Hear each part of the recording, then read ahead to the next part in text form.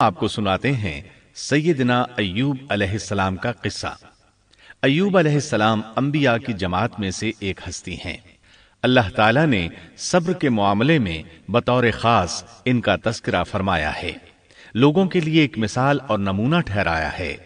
آپ کا نسب نامہ یوں ہے: ایوب بن موس بن رازح بن عیس بن اسحاق بن ابراہیم علیہ السلام، یہ سیدنا اسحاق علیہ السلام کی نسل میں سے ہیں۔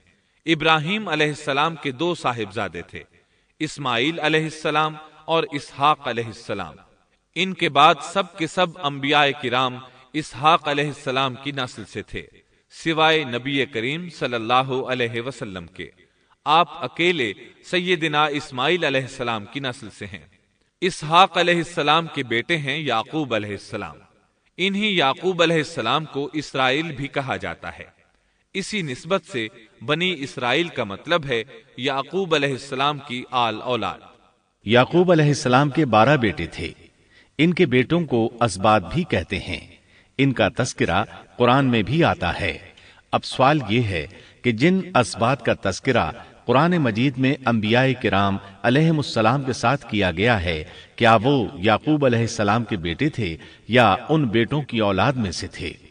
اکثر علماء کرام نے یہ اشارہ دیا ہے کہ اسباط لفظ سے جن انبیاء کرام علیہم السلام کی طرف اشارہ کیا گیا ہے وہ یعقوب علیہ السلام کے بیٹے نہیں ہیں، اس لیے کہ انہوں نے تو یوسف علیہ السلام کے قتل کی کوشش کی تھی، اپنے والد سے جھوٹ بولا تھا، ایسے اور بھی غلط کام کیے تھے، تو ان حرکات کے کرنے والے انبیاء نہیں ہو سکتے، جبکہ اسباط سے مراد وہ انبیاء کرام ہوں گے جو ان بیٹوں کی نسل سے آئے ہوں گے۔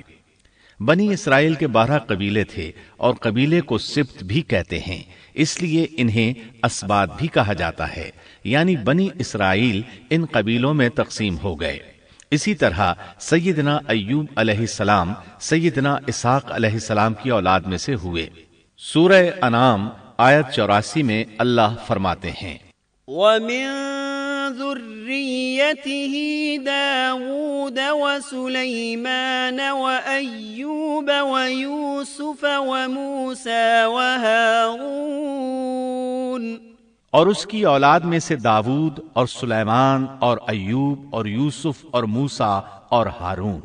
تو یہ سب کے سب سیدنا ابراہیم علیہ السلام کی نسل سے تھے۔ ایوب علیہ السلام بھی اللہ تعالیٰ کے نبی اور رسول تھے۔ سورۃ النساء آیت 163 میں اللہ تعالیٰ فرماتے ہیں: إِنَّا أَوْحَيْنَا إِلَيْكَ كَمَا أَوْحَيْنَا إِلَىٰ إِبْرَاهِيمَ وَإِسْمَاعِيلَ وَإِسْحَاقَ وَيَعْقُوبَ وَالْأَسْبَاطِ وَعِيسَىٰ وَأَيُّوبَ وَيُونُسَ وَهَارُونَ وَسُلَيْمَانَ وَآتَيْنَا دَاوُودَ زَبُورًا۔ یقیناً ہم نے آپ کی طرف اسی طرح وحی کی ہے جیسا کہ نوح اور ان کے بعد والے نبیوں کی طرف کی، اور ہم نے وحی کی ابراہیم اور اسماعیل اور اسحاق اور یعقوب اور ان کی اولادوں پر، اور عیسیٰ اور ایوب اور یونس اور ہارون اور سلیمان کی طرف، اور ہم نے داود کو زبور عطا فرمائی۔ اللہ تعالیٰ نے ان سب انبیاء کرام علیہم السلام کی طرف وحی فرمائی، اور ایوب علیہ السلام بھی ان رسولوں میں سے ایک ہیں۔ اللہ تعالیٰ نے آپ کو آپ کی قوم سوران کی طرف مبعوث فرمایا۔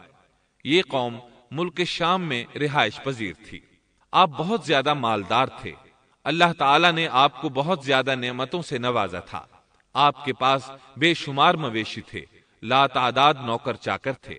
اللہ نے آپ کو بہت سی زرعی زمین بھی عطا فرمائی تھی۔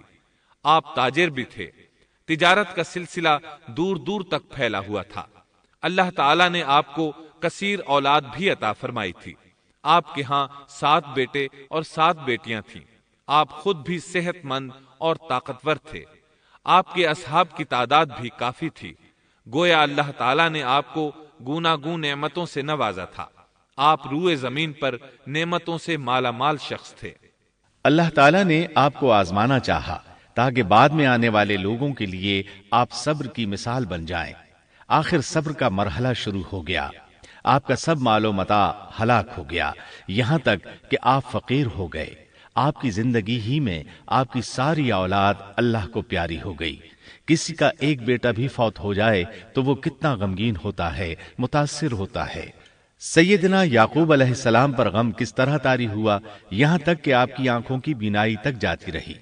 مارے غم کے وہ گھل گئے تھے، جبکہ ان کا کوئی بیٹا فوت نہیں ہوا تھا، اور ادھر 7 بیٹے اور 7 بیٹیاں فوت ہو گئے۔ یہی نہیں، تمام مال مویشی ہلاک ہو گئے۔ معاملہ اس پر بھی ختم نہیں ہوا، آپ شدید مرض میں مبتلا ہو گئے۔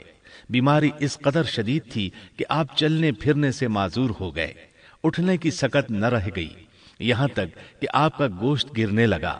آپ کی آزمائش انتہا کو پہنچ گئی۔ اب آپ کے ساتھی بھی آپ کا ساتھ چھوڑنے لگے۔ انہیں خوف محسوس ہوا کہ کہیں ان کی بیماری انہیں بھی نہ لگ جائے، کہیں یہ کوئی ایسی بیماری نہ ہو جو ایک سے دوسرے کو لگتی ہو۔ اس طرح سوائے 2 کے سب ساتھی آپ کا ساتھ چھوڑ گئے، کوئی آپ کے قریب نہ آتا تھا۔ جو 2 ساتھی ساتھ چھوڑ کر نہیں گئے تھے وہ بھی ذرا دور کھڑے ہو کر بات کرتے تھے۔ آپ کی خدمت کے لیے بس آپ کی بیوی رہ گئیں، وہ بہت وفادار بیوی تھیں۔ یہ زوجہ محترمہ آپ کی خدمت کرتی، آپ کو کھلاتی پلاتی، آپ کو نہلاتی۔ پھر نوبت یہاں تک پہنچی کہ سارا ہی مال بالکل ختم ہو گیا۔ اب بیوی صاحبہ نے اجرت پر لوگوں کے گھروں میں کام کرنا شروع کیا تاکہ کچھ کما کر لائیں اور خاوند پر خرچ کر سکیں۔ یہ تھے اللہ کے نبی ایوب علیہ السلام، اتنی بڑی آزمائش میں پورے اترے۔ آزمائش بھی 1-2 ماہ نہیں، پورے 12 برس جاری رہی، اور ایک قول کے مطابق 18 برس جاری رہی۔ آپ اس دوران مجسمہ صبر بنے رہے۔ آپ نے کبھی کسی سے شکوہ تک نہ کیا، یہاں تک کہ کبھی زوجہ محترمہ سے بھی شکوہ نہ کیا۔ سال ہا سال اسی حالت پر گزر گئے۔ ایک بار آپ کی بیوی نے عرض کرنے کی ذرا ہمت کی اور کہا، آپ اللہ کے رسول ہیں، اگر اللہ کے حضور دعا کریں تو وہ آپ کی بیماری کو ختم فرما دیں گے، آپ کی حالت کو بدل دیں گے۔ بیوی صاحبہ کے یہ کہنے کے باوجود آپ نے بیماری کے ختم ہونے کی دعا نہ کی، نہ یہ کہا یا اللہ مجھے رزق کی فراوانی عطا فرما، بس رضائے الہی پر راضی رہے، تقدیر الہی پر خوش رہے۔ آپ نے بیوی سے فرمایا، ذرا بتاؤ تو ہم کتنا عرصہ خوشحالی اور فراوانی میں رہے ہیں، کتنا عرصہ ہم ناز و نعمت میں رہے ہیں؟ انہوں نے جواب دیا، 80 سال۔ یہ سن کر آپ نے فرمایا، مجھے اللہ تعالیٰ سے دعا کرتے حیا آتی ہے، جتنا عرصہ خوشحالی میں رہا اتنا عرصہ بیماری اور تنگ دستی میں نہیں گزرا، اس لیے میں ابھی یہ دعا نہیں کروں گا کہ وہ مجھے شفا عطا کر دے یا میری اس حالت کو بدل دے، وافر رزق عطا کرے، جب تک مجھ پر 80 سال نہ گزر جائیں۔ جس طرح میں 80 سال ناز و نعمت کی بہاریں دیکھتا رہا، اسی طرح 80 سال تک میں اسی حالت پر صبر کا دامن تھامے رہوں گا، تندرستی کا سوال نہیں کروں گا۔ آپ کے اس جواب پر بیوی صاحبہ مایوس ہو گئیں، اس لیے کہ انہیں تو بیماری کے ختم ہونے کی اور اچھے دنوں کے دوبارہ آنے کی امید تھی۔ آپ کی بات سن کر وہ بولیں، تب یہ آزمائش کی گھڑی کب ختم ہوگی؟ چونکہ اس بات سے اللہ تعالیٰ کی ناشکری ہوتی تھی، اس لیے ایوب علیہ السلام ناراض ہو گئے۔ انہوں نے اللہ کے نام کی قسم کھائی کہ اگر اللہ تعالیٰ نے مجھے شفا عطا فرمائی تو میں انہیں 100 کوڑے ماروں گا۔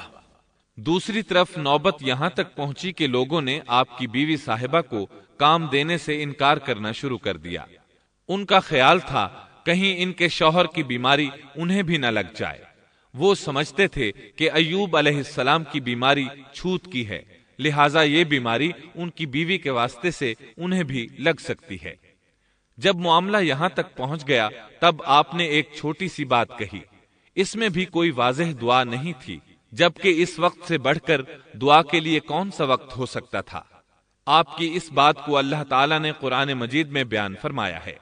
سورہ انبیاء آیت 83 میں ہے، وَأَيُّوبَ إِذْ نَادَى رَبَّهُ أَنِّي